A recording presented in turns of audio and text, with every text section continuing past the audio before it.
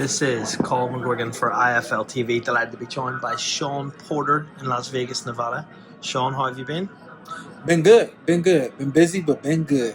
How's the Porter Way podcast going? It's going great. We got an event Sunday. If you're still here in Las Vegas, come hang out with us. 11 to 1. We have an Eventbrite. I think if you walk up, I think it's $25 if you walk up, $20 if you walk up. Come hang out with us. We're going to have some Hall of Famers in here, and it's going to be a good time. Make sure you check out the Porter Way podcast on YouTube, like and subscribe it there. And we're here at the Undisputed event. This is a big event, Undisputed? Undisputed is getting bigger. I think this is a really hot game because obviously first game since fight nights were coming out, and it was kind of like hit or miss. It missed for a little while, and I think they're starting to hit some home runs. So they put together this event, and when I'm done hanging out with you guys, I'll come check it out for a little bit. Well, let's get into it. I want to ask you a question you probably haven't been asked in a while. Do you remember the first time you met Terence Crawford? That's a great question. I can remember hanging out with Terence in Colorado Springs.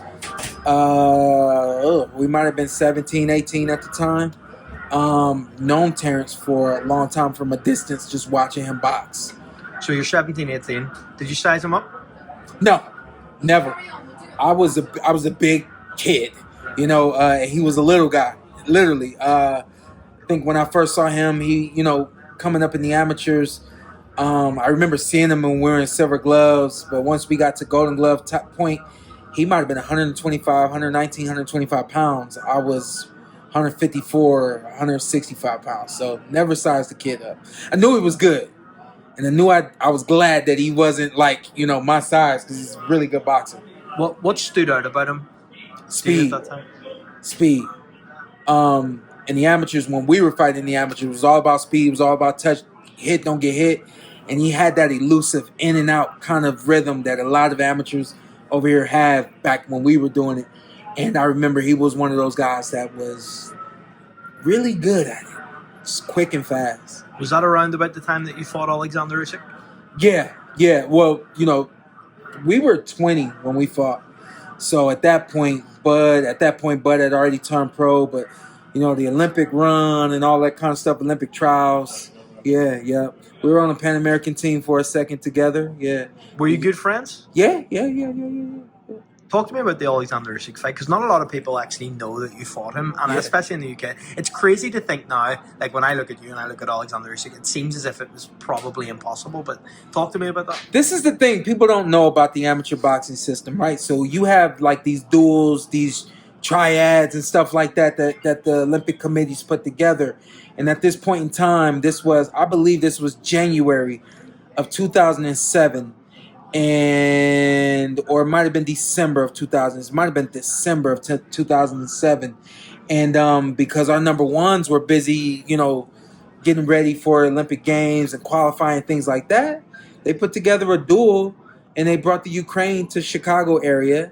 And I was the number 2 guy. And I went to Chicago at 165 pounds, 75 kilos. And I need people to understand this. Like, there's so much that goes into this fight. We're 20 years old, 75 kilos. Now, you imagine Alexander Usyk at 6'1", at 165 pounds. He was a thin dude. I was very, very thick. Like, everything you see now is what I had back then. And, people are used to seeing me at welterweight.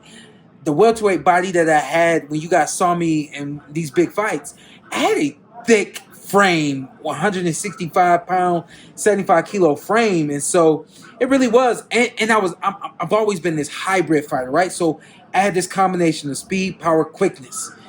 And that was just, you didn't see, especially at that weight class. Usually you saw power or you saw speed. You didn't see a combination of both. Closest thing to it was maybe Danny Jacobs, but Danny couldn't thump the way that I could thump. You know what I mean? Like, so we fought, and it was 4 2-minute rounds based off of touching, It was a great fight, man. I'm looking for the footage. If I find it, y'all gonna see it. It surely has to be there somewhere. Trust me, I'm gonna find it. Shawn, I want to get your opinion on the fight this weekend. You've shared rounds with Terence Crawford. He was the last man you fought in your career. Yeah. What that night surprise you? I know, like you say, you've been on the circuit with him, you'd seen him around. Yeah. You'd obviously sparred plenty of rounds with him, right? Yeah, Was there a yeah. big difference from the sparring to the time? Oh, no. Actually, I never sparred with Terence. We've never sparred before. No. Like I said, when we were amateurs, he was so much smaller than me. You know, we would be in camp, and he'd be working with, 132 pounders, 125 pounders. I was 165, 160, and I was working with the 178 guys. You know what I mean? So we never sparred, but what I saw across from me on fight night, I just saw it very intentional and a very a guy who was not willing to lose, and that's what Canelo's gonna see on fight night. Be there in just a second. Yes, ma'am. You could be on stage. Yep, coming. Yep. 1 second. So how do you think this goes on Saturday night? Just limit up, because I know you gotta go. I think it's gonna be back and forth. Not from a standpoint of Terence wins a round, Canelo wins a round, but I mean like in between the action, it's gonna be like this. There's gonna be moments where shout out to Pure Life. It's gonna be moments where the fire is gonna get hot. If Terence wins, is he the greatest of all time? No, he's the greatest of his generation. Where does he rank in the pound for pound list right now if he beats Canelo on Saturday? He's number one. Right now, I think he lost his spot because of his inactivity. But should he beat Canelo, he's the greatest of his generation. That includes Canelo. Even though he doesn't have that resume and doesn't, he got Canelo on his resume. So essentially, you got everybody that Canelo beat on your resume. He becomes all-time great. Does he have nothing to lose if he gets beat by Canelo?